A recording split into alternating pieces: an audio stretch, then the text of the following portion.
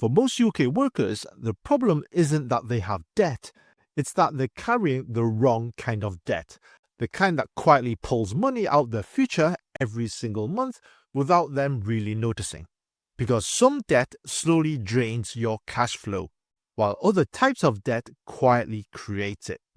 And if you don't understand the difference between these two, you can stay disciplined, avoid borrowing, pay things down, do everything you've been told is responsible, and still end up feeling financially stuck. This video isn't about encouraging you to borrow money. It's about helping you recognize whether debt is actually working for you or silently working against you in the background. The biggest lie about debt isn't that it's always bad, it's the idea that all debt should be treated the same way. Most financial advice frames debt as a moral issue, where good people avoid it and bad people abuse it. But money doesn't work like that. Money doesn't care about intent or discipline. It only cares about cash flow and direction. That's why most people who build wealth don't think in terms of good or bad debt. They think in terms of productive debt and destructive debt. There's one simple question that cuts through all of this instantly, and it has nothing to do with interest rates, risk tolerance, or how responsible you feel. The question is this debt putting money into my pocket every month or taking money out of it? Once you look at debt through that lens, everything else becomes secondary. Let's bring this back to real life for a moment. Think about your monthly outgoings, not the dramatic ones, just the normal everyday payments that sit quietly in the background. Credit card, car finance, maybe a personal loan.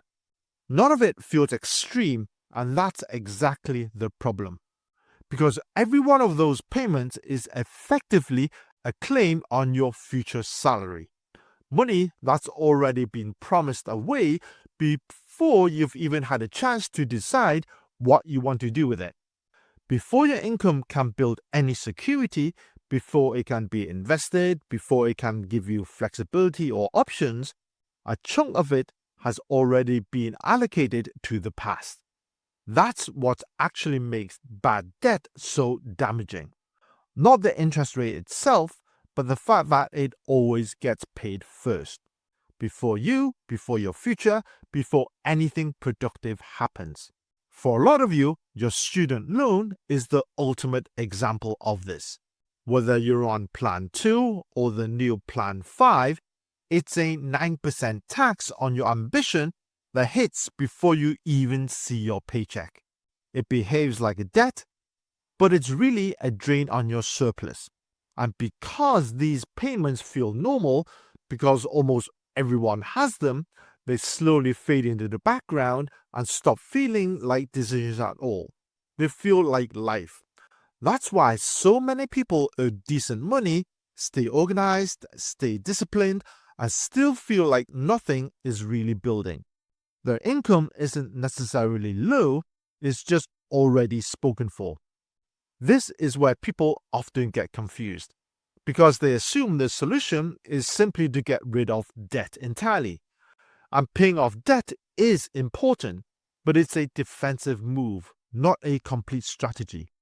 You're going to have very little debt and still have no surplus at the end of the month, and without surplus, wealth building never really gets off the ground. Before we talk about leverage or property, we need to talk about the most realistic form of productive debt for most UK workers, which is debt consolidation when it's done properly. This is where a lot of people go wrong.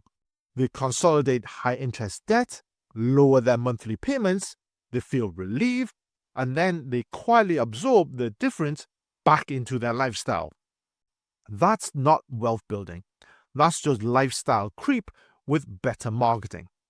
Consolidation only becomes productive when the freed up cash is deliberately redirected and not casually consumed. If you're paying £400 a month across cards and loans, and consolidation brings that down to £300, that £100 difference is the entire point. But here is the critical part. Consolidation only works if you don't just lower the monthly payment, but also ensure you aren't paying more in total interest by dragging the debt out more for an extra 5 years.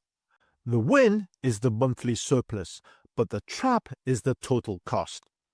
If you save £100 a month but add £5,000 to the total interest bill over the long term, you haven't won. You've just delayed the pain.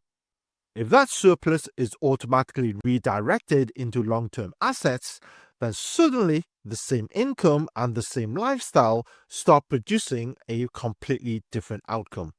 That's the first moment debt stops working against you and starts working for you. Most people obsess over how much debt they owe in total, but people who build wealth focus on what the debt does to their monthly cash flow. Cash flow is where the real battle is won or lost. If debt improves your monthly position, it gives you breathing room and options. But if it worsens, it quietly removes them regardless of how small the balance looks. Here's an example of a good debt to have. Take out a 0% interest purchase credit card for necessary spending while keeping the equivalent cash in a high-yield savings account or an ISA. For example, you need a new boiler for £3,000. You put it on a 0% card for 21 months. You put the £3,000 cash into a 5% easy access savings account. And the result is you earn interest on their money while building back the principal slowly at zero cost. Now that is a good debt to have. Now let's talk about leverage, because this is where people usually get nervous. Leverage simply means using borrowed money to control an asset, and while it sounds complicated, it's not clever, it's not new, and it's not automatically reckless.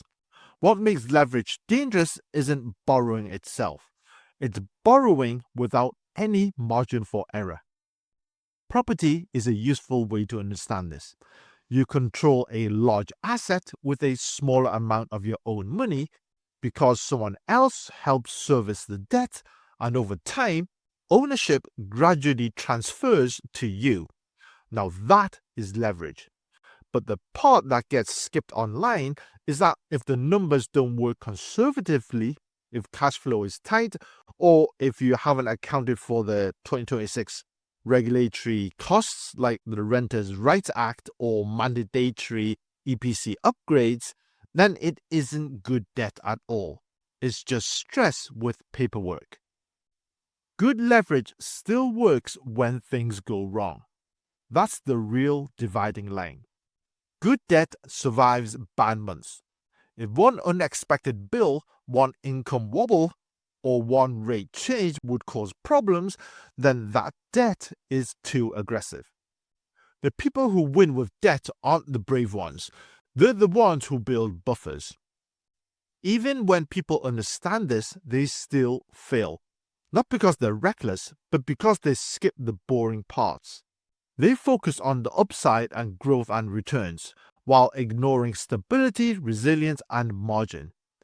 Good debt without buffers isn't a strategy, it's just gambling with better language. Here are the 3 debt rules. For debt to genuinely help you build wealth, 3 things have to be true. 1. It has to improve your monthly cash flow, not just look good on paper. 2. You have to be able to survive rate rises or income shocks. And 3. There has to be a clear exit, and not just hope that it all works out. Miss any of these and the debt isn't productive. It's just delayed regret. Avoiding debt entirely often feels responsible, but in a high-cost, low-growth environment, it can quietly create a different kind of risk.